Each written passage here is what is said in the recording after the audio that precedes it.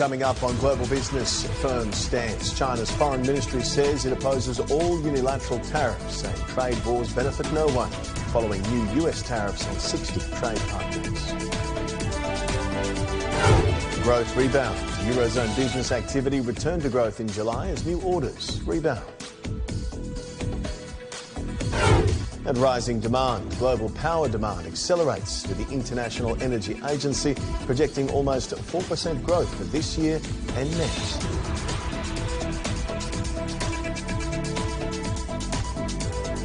Welcome to CGTN's Global Business. I'm Lincoln Humphreys. The United States has imposed tariffs of 10 to 12.5% on 60 trading partners Friday, citing forced labour allegations. The new measures took effect as a temporary 10% global tariff expired.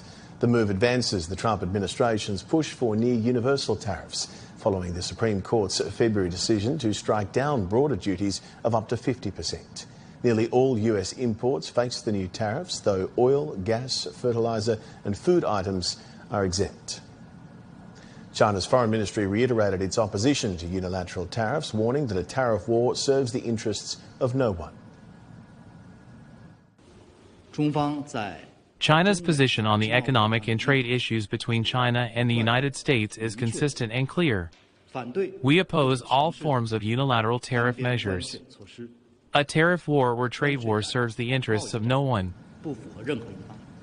A number of US trade partners have also voiced concerns over the announcement. New Zealand condemned the tariffs as extremely disappointing, while Brazil criticised the US for using forced labour as a pretext for protectionist trade policies. Japan and Australia have also objected to the allegations regarding forced labour in their countries.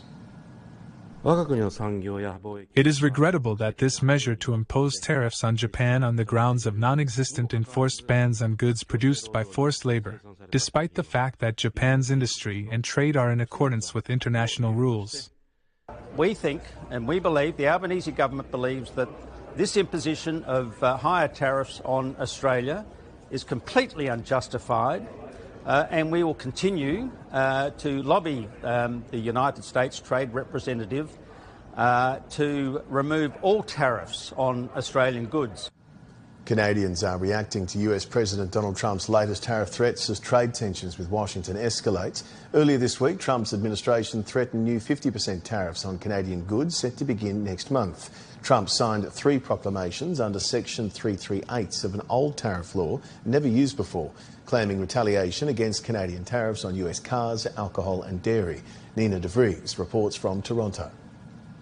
Tensions between the US and Canada have escalated.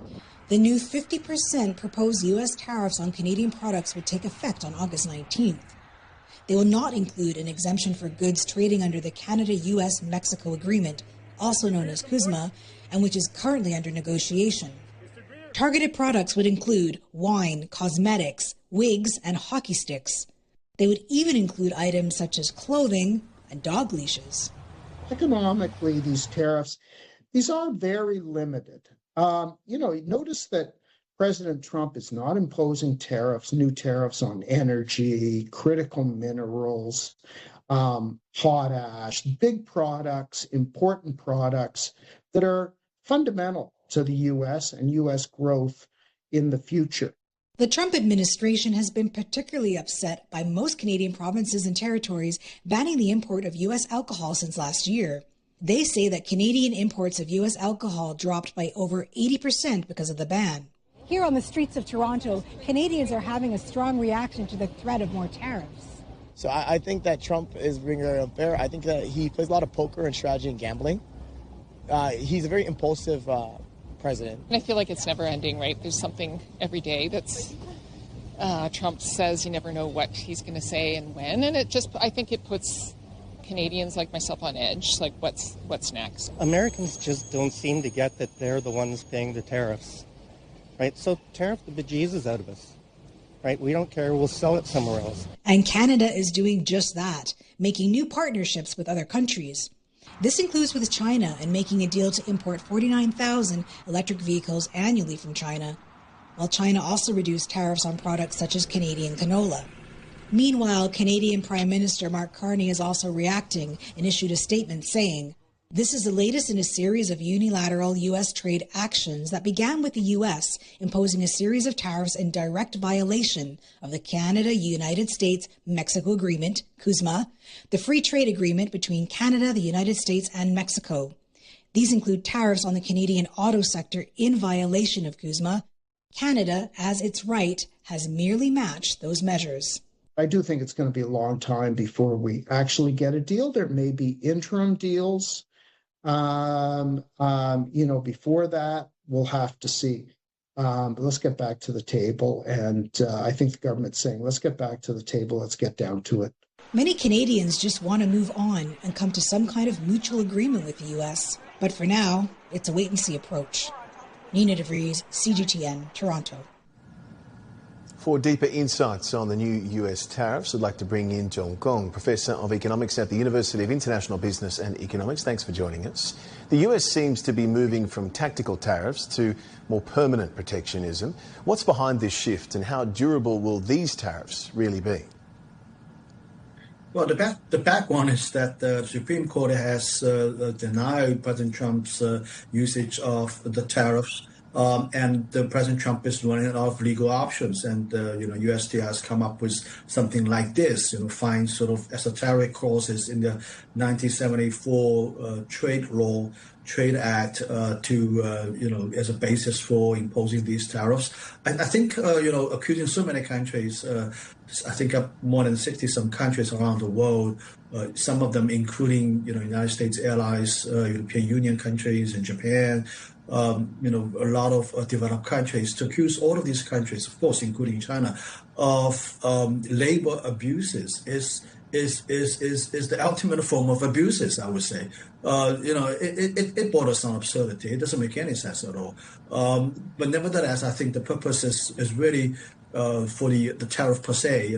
The Trump administration is going to find ways of imposing tariffs one way or another. So, as you said, as you reported, it's a pretext, it's an excuse.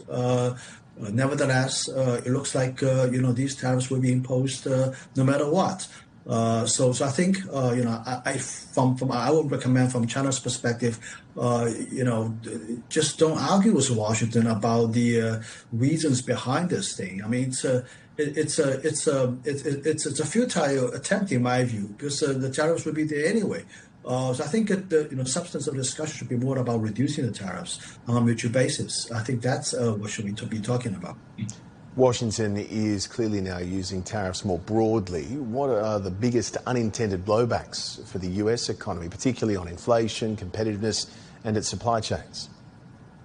Yeah, well, I mean, the first direct primary effect would be, for the downstream companies and businesses, they will be being faced with higher costs, and ultimately these higher costs will be transferred to American households. So American consumers will be seeing higher prices, and it's going to have an impact on their pocketbooks.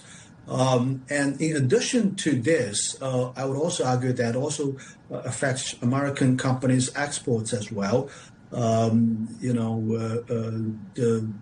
reduced demand for American products will somehow translate into reduced demands for American products as well. So I think this is a kind of a mutual two-way street.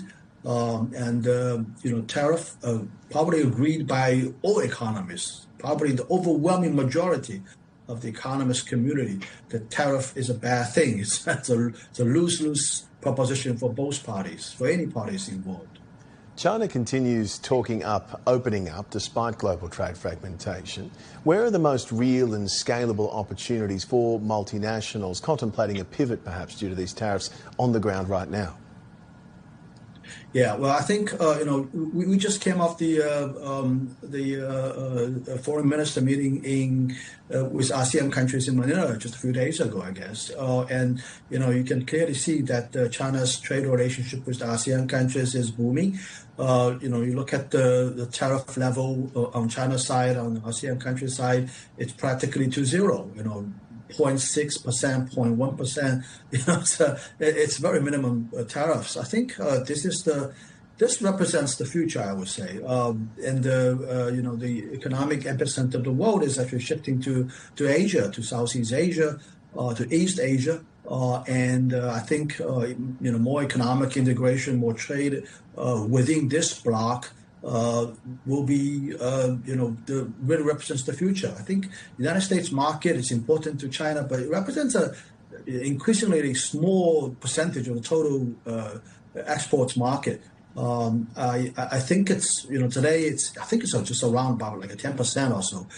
So I think tariff or not, it is something we have to deal with. If there'll be some impact on exporters, so be it. I think the focus should be more on growing markets, markets that see more promises in the future. Thank you very much, John Gong. Appreciate your time and analysis. He is Professor of Economics at the University of International Business and Economics. As India and the United States race to conclude a trade agreement, one of the biggest sticking points is agriculture. Washington is seeking greater access for American farm products, while Indian farmers fear cheaper imports could threaten their livelihood. A new challenge is pressure from US authorities for India to lower tariffs. Ravinder Bawa has more from Delhi. Farmers in India are out on the streets to protest a proposed US-India trade deal in which they say the government has compromised their interests. They warn that opening the market to US agricultural imports could expose small farmers to competition from heavily subsidized American producers. If you put a lion and a goat in the same cage, you can understand what the goat's fate will be. India's farm sector is like a goat, as compared to the lion, like U.S. agriculture. We are no match for them, and that's why farmers are worried. The farm sector sustains nearly half of the country's population.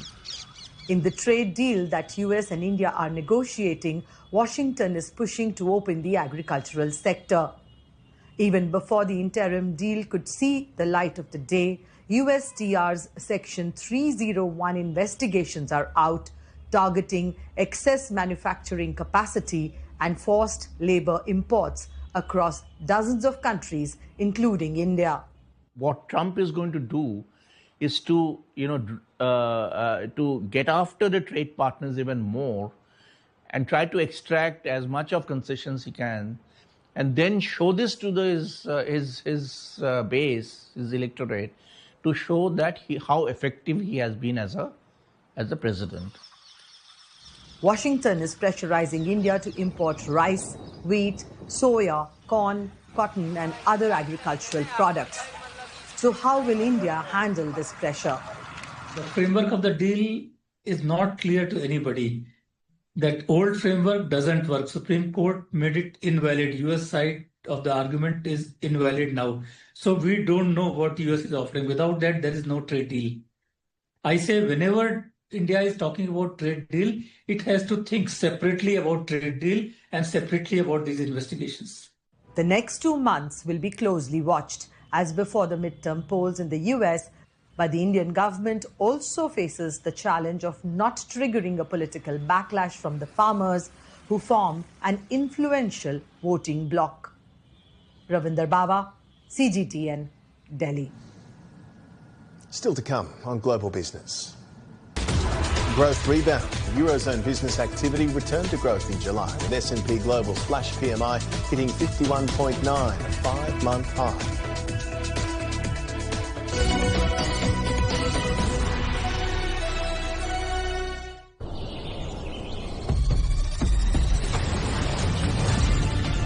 A vast land of 1.4 billion people. The world's second largest economy. Home to stories of the unexpected, the unimaginable, the breathtaking. Stories that touch the soul. Feel the speed, the passion. Enjoy spectacular natural and cultural landscapes. Feel the thrill of cutting-edge innovations.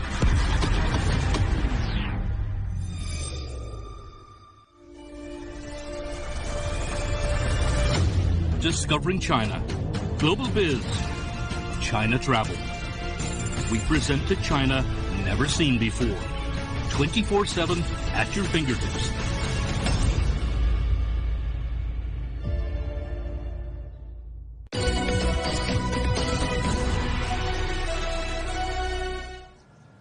Moving on to some other business headlines we're tracking for you this hour. Eurozone business activity returned to growth in July. S&P Global reported its flash composite PMI rose to 51.9, up 1.9 points from June, marking its highest reading in 5 months. New orders drove the rebound, signalling renewed momentum across the bloc's economy.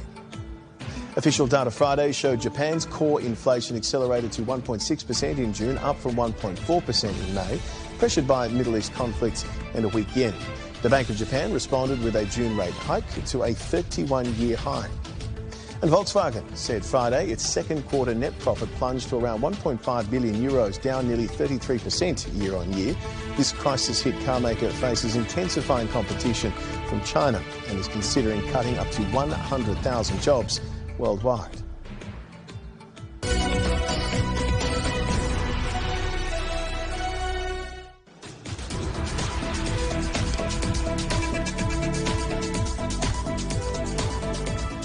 Now to global electricity demand. It's rising, with the IEA projecting 3.6% growth in 2026 and 3.8% in 2027. Renewables are set to become the top power source by the end of this year, the agency said. Li Jianhua has more details.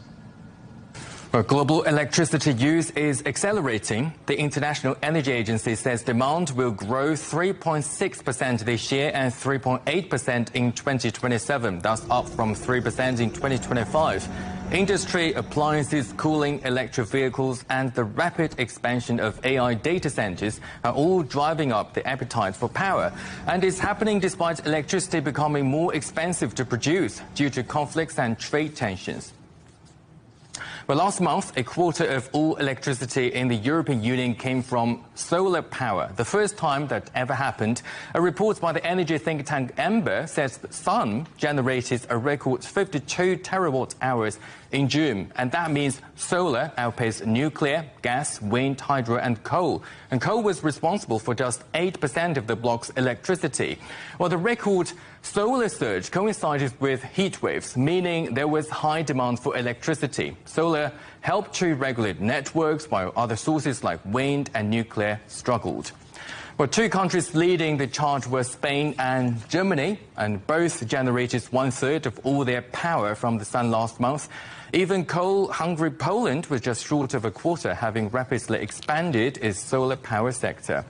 So who is making all the panels? Well, China, that is 98%. The reason? Oh, that is the price. Making them in China costs around half of what it costs to make them in Europe.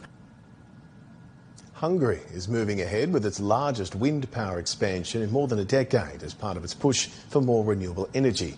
But more solar and wind also means new ways to keep the grid stable. Pablo Gutierrez reports from Western Hungary, where Chinese battery technology is helping power the country's energy transition.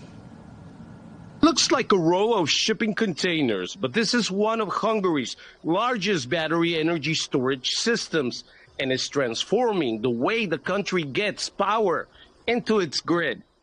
Hungarian energy production is very solar-based. During the daylight, when the sun is shining like it is right now, we have a huge surplus in energy production. So we can store those energy into the storage units and then discharge it back to the grid during the peak consumption hours. The lithium-ion batteries were built by China's CATL. The system can respond to changes on the grid within milliseconds. About 90% of the electricity it stores comes from solar power. The Alteo facility delivers 49.9 megawatts of output and stores 99.8 megawatt hours of electricity.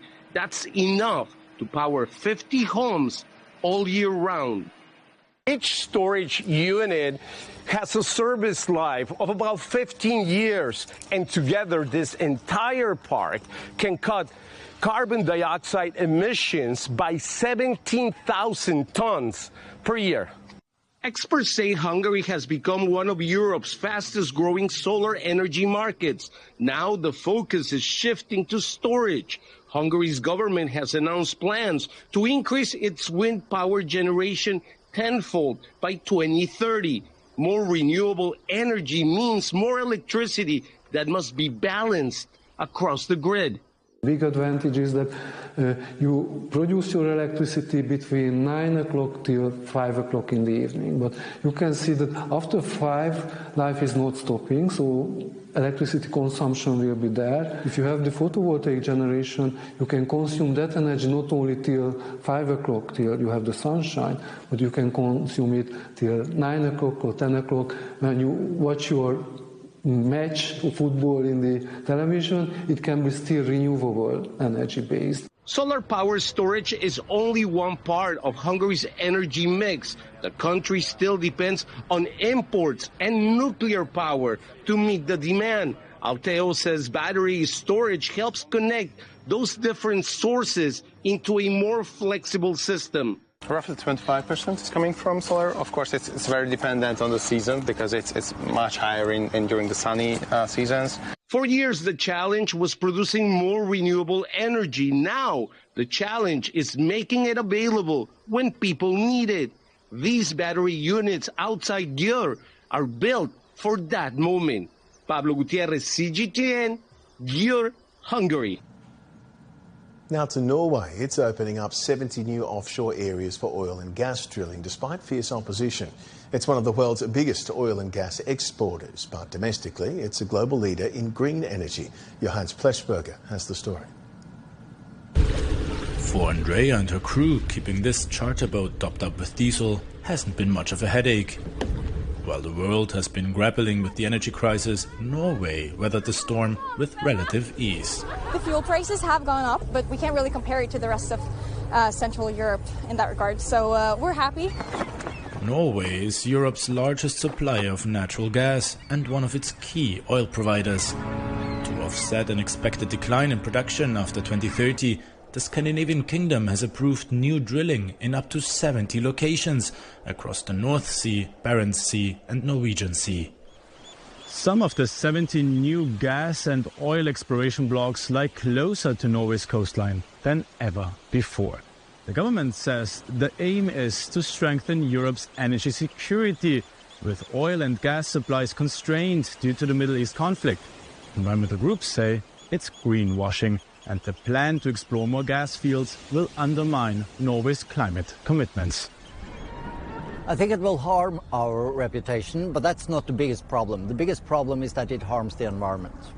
Lars Haltbrekken of the left-wing opposition says the planned exploration will not only drive up CO2 emissions, but also threaten the country's coastline. We know that if there is an oil spill, it will only take hours before the oil hits the land. While the fossil fuels go abroad, it's much greener at home.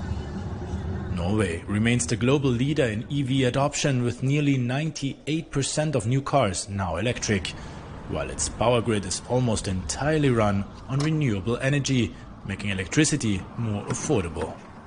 In the day-to-day life, they charge it at home. You have low energy prices, most because you have a fixed price now in Norway, it's called a Norwegian price. Despite relying on renewables itself, Norway says oil and gas will remain vital to Europe's energy needs throughout the transition to cleaner alternatives. Johannes Pleshberger, CGTN, Oslo.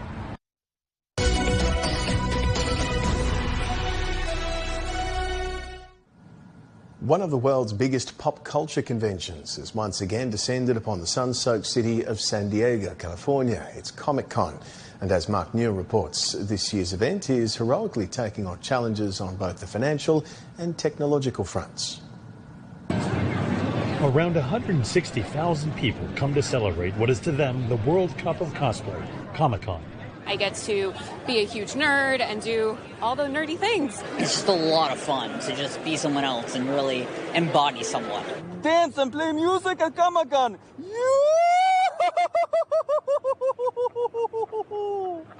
During the COVID-19 pandemic, an in-person convention was canceled for 2 years. When it finally returned, organizers had to honor rates from previous years, meaning due to inflation, they barely made ends meet. It looks like they are back on the path to prosperity. So in the last couple of years, they've replenished their reserves. They're as healthy as they've been in at least the last 10 years. A big boon to Comic-Con is that some streaming service that had skipped previous years, like Apple TV and HBO, are here for big promotions.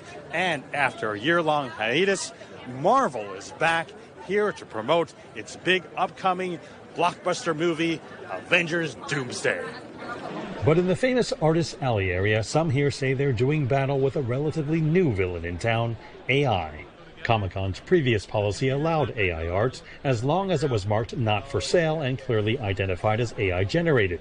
But artists heavily criticized that. Comic-Con responded by quietly updating this year's policy to state material created by artificial intelligence, either partially or wholly, is not allowed in the art show. The people that are selling the artwork in the show floor, that's their livelihood. That's what they...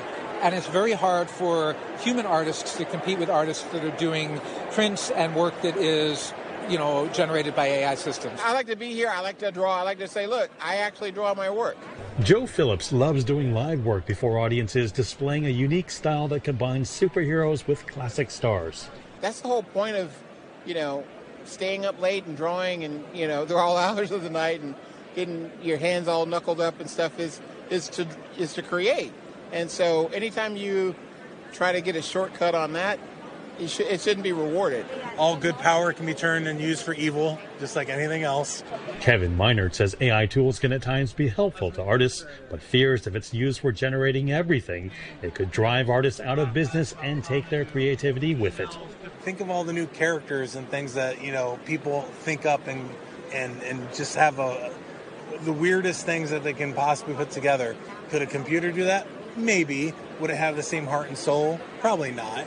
I mean, every year there's something that comes out that's like, who thought of that?